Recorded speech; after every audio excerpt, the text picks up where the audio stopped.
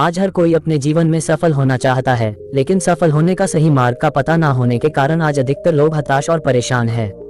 किसी भी क्षेत्र में सफलता प्राप्त करने के लिए मोटिवेशन और सही गाइडेंस की बहुत जरूरत होती है।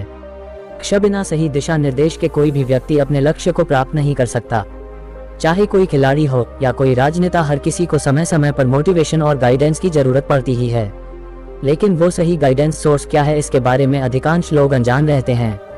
ऐसे लोग किसी सीनियर या मेंटर की सहायता लेते हैं, लेकिन इन सब के अलावा एक और तरीका है जिसकी मदद से आप खुद ही मोटिवेशन पा सकते हैं। उस सोर्स का नाम है भगवद गीता। आपने घर के बड़े बुजुर्गों से सुना होगा कि भगवद गीता में जीवन का सार छुपा हुआ है। भगवान श्री कृष्ण ने महाभारत युद्ध के दौरान कुछ उपदेश दिए थे, जिससे अर्जुन के लिए युद्ध जीतना आसान हो गया था। भगवद गीता में जीवन का सही अर्थ लिखा हुआ है। वैसे तो भगवद गीता के 18 अध्यायों में कई श्लोक हैं, सभी का अपना अपना महत्व है, लेकिन आज के इस लेख में हम आपको भगवद गीता के 5 श्लोकों का हिंदी सार बताएंगे, जिनकी मदद से आप अपने जीवन में बड़ी सफलता को प्राप्त कर सकते हैं और अपने लक्ष्य को पाने के लिए प्रेरित हो सकते हैं। 1. जो होता है केवल अच्छे के लिए ही होता है। भगवद गीता में कहा गया है, जो होता है वो अच्छे के लिए होता है। जो भी हुआ अच्छे के लिए हुआ, जो भी हो रहा है अच्छे के लिए ही हो रहा है, जो भी होगा अच्छे के लिए ही होगा। इस श्लोक में श्री कृष्ण कहते हैं कि जीवन में व्यक्ति को कभी निराश होकर यह नहीं कहना चाहिए कि ऐसा मेरे साथ ही क्यों हुआ।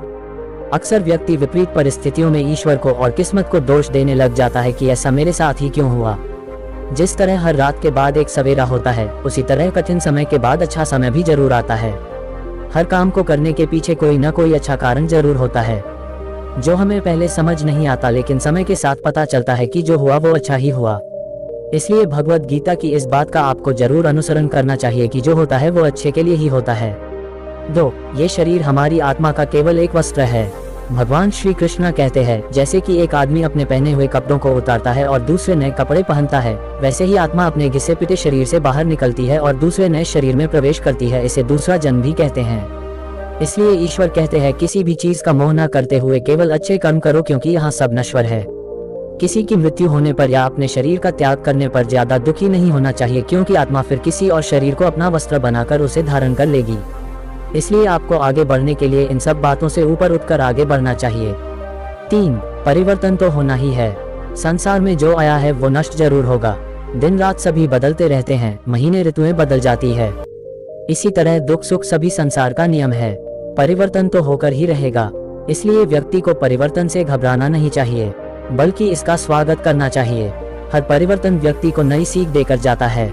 इस ब्रह्मांड में सब कुछ स्वयं बदलता है, जो परिवर्तन के सार्वभौमिक कानून के अधीन है। इसी तरह हमारे जीवन में कुछ भी स्थायी नहीं है। गीता आपको परिवर्तन को स्वीकार करने के लिए कहती है।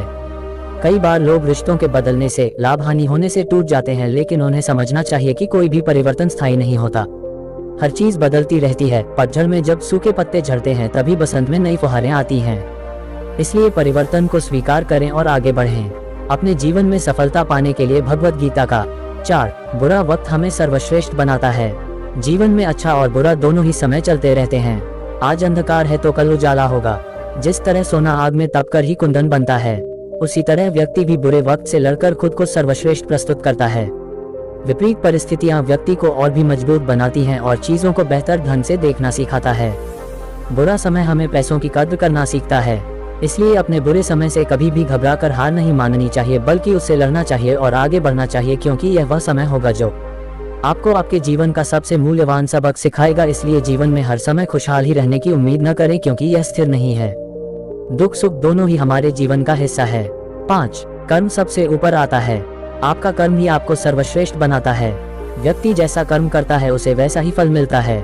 व्यक्ति कर्म करने के लिए ही पैदा हुआ है और बिना कर्म किए कोई नहीं रह सकता। फल की चिंता करना व्यर्थ है, क्योंकि इससे मनुष्य का मन काम से भटकने लगता है। अगर किसी काम को करने से सफलता नहीं मिली तो हताश नहीं होना चाहिए, क्योंकि असफलता भी ज्ञान के द्वार खोलती है। अगर आप बिना फल की चिंता किए काम करते रहोगे तो सफलता और मन की शांति जीवन भर तुम्हारा साथ नहीं छोड़ेगी। जो व्यक्ति केवल कर्म करते हैं, उन्हें सफलता प्राप्त करने से कोई नहीं रोक सकता। आप जो करेंगे आपको वैसा ही मिलेगा। इसलिए हमेशा अपने कर्मों को अच्छा रखें, ताकि आपको सफलता प्राप्त हो सके। भगवद गीता की यह सीख व्यक्ति को आगे बढ़ने और सफलता प्राप्त करने में बहुत मदद कर सकती है। भगवद गीता जीवन का यथार्थ है। इसमें जीवन के हर पहलू के बारे में बताया गया है। यदि आप जीवन में प्रेरित रहना चाहते हैं और आगे बढ़ना चाहते हैं, तो आपको भगवद गीता का अनुसरण जरूर करना चाहिए।